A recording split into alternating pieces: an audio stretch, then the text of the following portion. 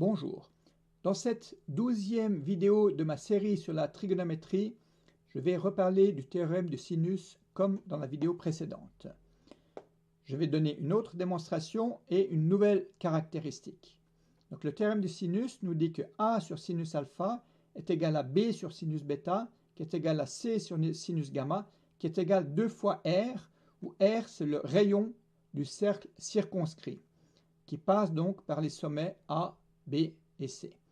A étant la longueur du côté opposé à alpha, B la longueur du côté opposé à bêta, et C la longueur du côté opposé à gamma. Passons à cette deuxième démonstration du théorème du sinus. On va en fait montrer que A sur sinus alpha est égal à 2 fois R. De façon similaire, on pourrait montrer que B sur sinus bêta égale 2 fois R, ou C sur sinus gamma égale 2 fois R.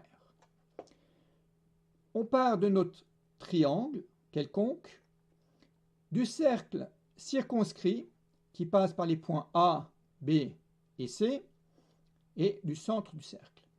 Traçons une perpendiculaire au côté A passant par O. Là, ici, on affiche l'angle de 90 degrés ici.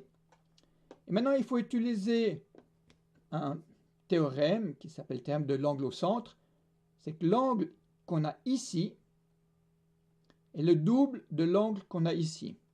Si on a un triangle dont les trois sommets sont sur le cercle, l'angle au centre est le double de l'angle qu'on a ici.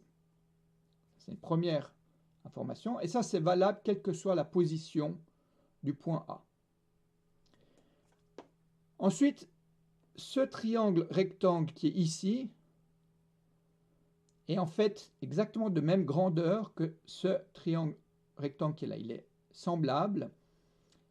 Ils ont deux côtés de même longueur. Ce côté, c'est le même, donc ils sont de même longueur. Et deux autres côtés sont les rayons. Il y a un angle droit ici et ici, donc ils sont semblables. Donc l'angle qui est ici est égal à l'angle qui est ici.